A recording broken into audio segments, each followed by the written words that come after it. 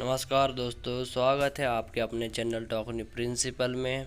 आज की ज़बरदस्त कहानी थम्बलीना की कहानी के साथ।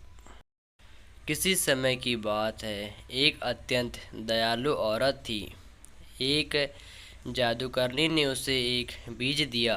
बीज फूटा, पौधा बना और फिर एक बहुत ही सुंदर फूल खिला। उस फूल में से एक प्यारी सुंदर सी लड़की निकली। वह बस अंगूठे के बराबर थी, इसलिए उसका नाम थम्बलीना रखा गया। वह इतनी प्यारी थी कि एक रात एक बदसूरत सा मेंढक अपने पुत्र का विवाह थम्बलीना से कराने के इरादे से उसे उठाकर ले गया। थम्बलीना उससे विवाह नहीं करना चाहती थी, इसलिए एक भौरे के साथ भाग गई। सर्दी के दिन आए। थम्बलीना एक चूहे के बिल में रहने लगी। चूहा उसका विवाह अपने पड़ोसी छछूंदर से करना चाहता था। वह फिर भागी। एक दिन उसे एक घायल अबाबिल मिली। थम्बलीना ने उसे के जख्मों को पोंछा और उसकी सेवा की। अबाबिल शीघ्र ही थम्बलीना की देखरेख से ठीक हो गई। कृतज्ञ अबाबिल थम्बलीना की सहायता करना चाहती थी। अबाबिल उसे अपनी पीठ पर बैठाकर उसे उड़ी और एक बगीचे में एक बड़े से फूल पर पहुंचा दिया।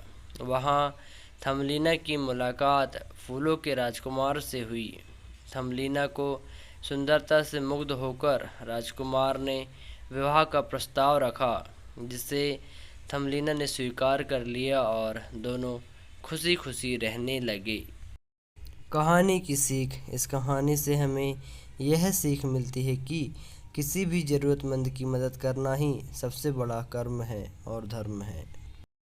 अगर यह छोटी सी कहानी आपको पसंद आई हो तो वीडियो को ज़्यादा से ज़्यादा लाइक करें, कमेंट करें, शेयर करें अपने दोस्तों के साथ और फैमिली में। और आप इस चैनल में नए हैं तो चैनल को सब्सक्राइब कर बेल आइकन दबाएं, जिससे आपको आने वाली वीडियो की लेटेस्ट इन्फॉर्मेशन सबसे पहले मिलेगी। धन्यवाद दोस्तों। नई कहानी के साथ मेंढक और बैल की कहानी। बहुत पुरानी बात है। किसी घने जंगल में एक तालाब था, जिसमें ढेर सारे मेंढक रहते थे। उन्हीं में एक मेंढक अपने 3 बच्चों के साथ रहता था।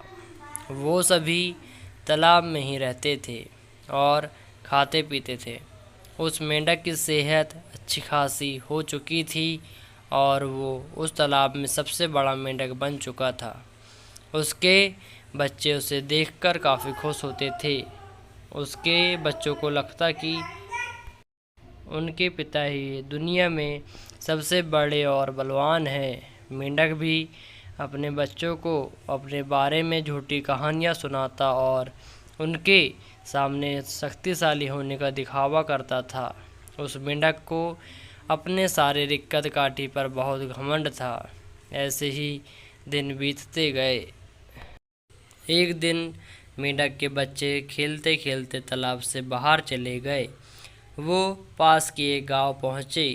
वहाँ उन्होंने एक बैल को देखा और उसे देखते ही उनकी आंखें खुली की खुली रह गई। उन्होंने कभी इतना बड़ा जानवर नहीं देखा था।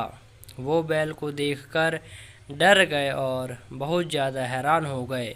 वो बैल को देखे जा रहे थे और बैल मज़े से घास खा रहा था।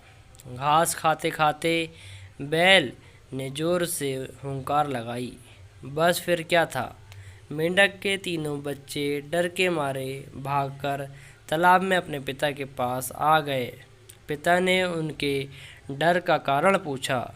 उन तीनों ने पिता को बताया कि उन्होंने उनसे भी विशाल और ताकतवर जीव को देखा है। उन्हें लगता है वो दुनिया का सबसे बड़ा और शक्तिशाली जीव है। यह सुनते ही मेंढक के अहंकार को ठेस पहुंची। उसने एक लंबी सांस भरकर खुद को फुला लिया और कहा, क्या वो उससे भी बड़ा जीव था? उसके बच्चों ने कहा, हाँ, वो तो आपसे भी बड़ा जीव था। मेंढक को गुस्सा आ गया। उसने और ज़्यादा सांस भरकर खुद को फुलाया और पूछा, क्या अब भी वो जीव बड़ा था। बच्चों ने कहा, ये तो कुछ भी नहीं, वो आपसे कई गुना बड़ा था। मेंढक यह सुना नहीं गया। वह सांस फुला फुला कर खुद को गुब्बारे की तरह फुलाता चला गया। फिर एक वक्त आया जब उसका शरीर पूरी तरह फूल गया और वो फट गया। अहंकार के चक्कर में अपनी जान से हाथ धो बैठा। कहानी की सीख इस कहानी से हमें यह सीख मिलती है कि कभी भी किसी बात का घमंड नहीं करना चाहिए। घमंड करने से खुद का ही नुकसान होता है। लाइक करें, कमेंट करें और सब्सक्राइब करें अपने चैनल को। धन्यवाद।